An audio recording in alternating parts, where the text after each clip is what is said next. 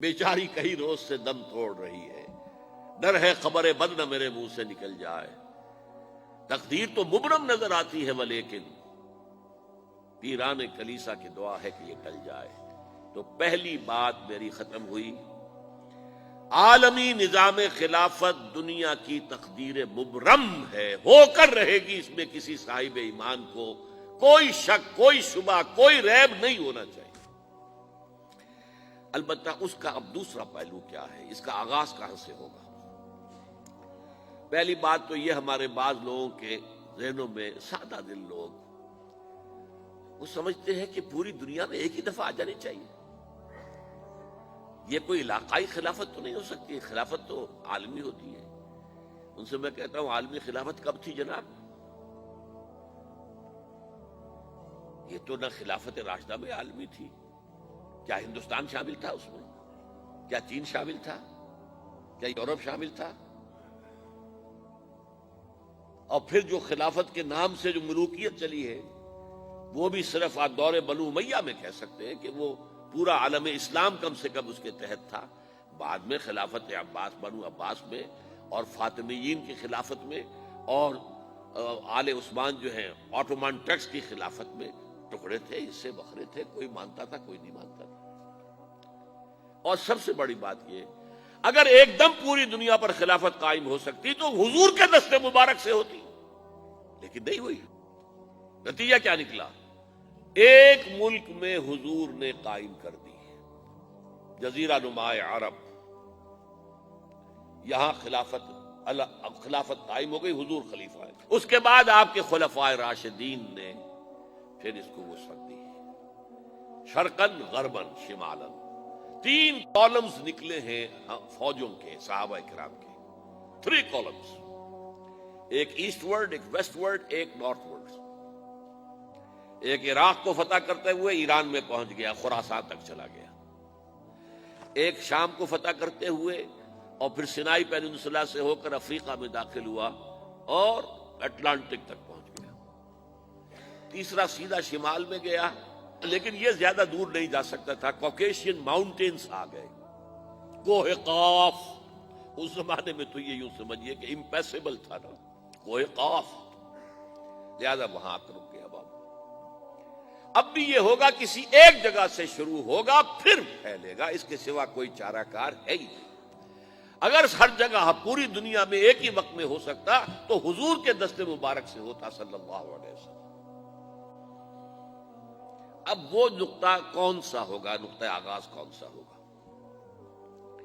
اس میں پہلی بات تو میں نے کہا، جو شک کرے گا اس کا پھر ایمان مشکوک ہے، ہوگا، لازماً ہوگا، گلوبل ہوگا، پوری دنیا میں ہوگا۔ کہاں سے شروع ہوگا اس میں آپ اختلاف کر سکتے ہیں، لیکن مجھے تو 2 حدیثیں تو ملی ہیں جن سے یہ اندازہ ہوتا ہے کہ یہ اس مشرقی خطے سے ہوگا، عرب کے مشرق کی جانب کسی ملک سے ہوگا، کسی خطے سے ہوگا۔ وہ حدیثیں بھی اب آپ پڑھ لیجیے پہلے، پھر میں کہہ رہا ہوں یہ خزانہ ہے جو ہم نے آپ کی خدمت میں پیش کیا ہے، کاش کہ آپ اس کی قدر کر سکیں، یہ حدیثیں آپ کو ازبر ہو جائیں، یاد ہو جائیں، لوح قلب پر نقش ہو جائیں۔ ہندوستان اور خراسان یعنی موجودہ افغانستان کا ذکر ابن ماجہ کی روایت ہے، عن عبداللہ ابن الحارث رضی اللہ تعالی عنہ قال رسول اللہ صلی اللہ علیہ وسلم یخرج ناس من المشرق یؤتئون للمہدی یعنی سلطانہ، یعنی سلطانہ، دونوں طرح سے پڑھ سکتے ہیں۔ حضرت عبداللہ ابن حارث فرماتے ہیں رضی اللہ تعالی عنہ کہ حضور نے ارشاد فرمایا، مشرق کی طرف سے وہ فوجیں نکلیں گی، لوگ آئیں گے جو عرب میں مہدی کی حکومت قائم کریں گے۔ یہ مہدی کون ہوں گے اس کا ذکر میں ذرا بعد میں کروں گا، لیکن نوٹ کر لیجئے کہ مہدی سے پہلے لازماً کسی مشرقی علاقے کے اندر وہ نظام قائم ہو چکے گا، تب وہاں سے فوجیں آئیں گی نا۔ یہ مشرق کون سا ہے؟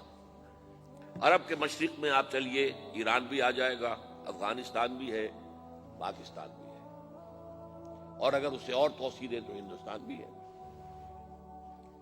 یہ ہے عرب کا مشرق، اس سے فوجیں جائیں گی۔ اس کا کیا مطلب ہے کہ اس میں سے کسی جگہ پر نظام خلافت پہلے قائم ہو جائے گا، تاکہ وہاں سے فوجیں جائیں گی جو جزیرہ نما عرب میں حضرت مہدی کی حکومت کو قائم کریں گی۔ اب دوسری حدیث سنیے، یہ سنن ابن ماجہ کی حدیث تھی جو میں نے آپ کو سنائی، آپ نے پڑھی۔ دوسری، عن ابی ہریرہ رضی اللہ تعالی عنہ،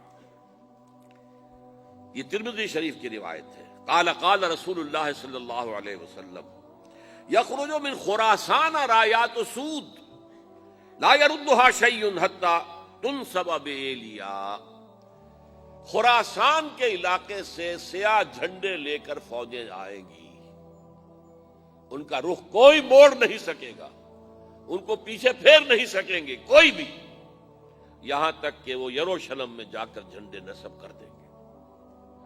ایلیا حضور کے زمانے میں یروشلم کو کہتے تھے۔ یہ یروشلم تھا جب حضرت سلیمان کی حکومت تھی، اور یہاں پر معبد سلیمانی، ہیکل سلیمانی قائم ہوا، پھر یہ یروشلم ہی رہا ہے تاریخ میں، یہاں تک کہ سن 70 عیسوی میں جب ٹائٹس رومی جنرل نے اس کو گرایا، ختم کیا، سیکنڈ ٹیمپل گرا دیا، اور یہاں سے یہودیوں کو کہا نکل جاؤ یہاں سے، کوئی یہودی باقی نہیں رہا، بالکل تہو بالا برباد کر دیا۔ اس کے کوئی 150 سال بعد ہیڈریان، رومن ایمپرر ہیڈریان، اس نے پھر دوبارہ آباد کیا اس شہر کو۔ 150 سال تک یہ بالکل بنجر اور بالکل غیر آباد پڑا تھا۔ اب ہیڈریان نے جب آباد کیا تو اس کا نام ایلیا رکھا، اب یروشلم نام نہیں تھا۔ تو حضور کے زمانے میں پھر اس کا نام ایلیا تھا، اور اب اس سے کیا معلوم ہو رہا ہے کہ یہ یروشلم مسلمانوں کے قبضے سے اس وقت نکلا ہوا ہوگا۔ ایک دفعہ پہلے نکلا تھا، سن 1099 عیسوی میں مسلمانوں کے ہاتھ سے نکلا، کروسیڈرز، عیسائیوں نے آ کر اس کو قبضے میں کیا، لاکھوں مسلمانوں کو مارا، قتل کیا۔ اس کو 1187 عیسوی میں واپس لیا ہے۔ کس نے لیا ہے؟ صلاح الدین ایوبی، کرد۔ عرب کھوکھلے ہو چکے تھے، عربوں نے کھویا، واپس نہیں لے سکے، بہت حکومت کر چکے تھے، 400-500 برس کی حکومت کر کے، اور ان کے عیش اور ان کے آرام، اب ان میں جان نہیں تھی کہ وہ واپس لے سکے۔ واپس لینے والا گرم کرد خون تھا، صلاح الدین ایوبی۔ تو گویا کہ اب آپ سمجھئے کہ 88 برس تک عیسائیوں کا قبضہ رہا یروشلم پر۔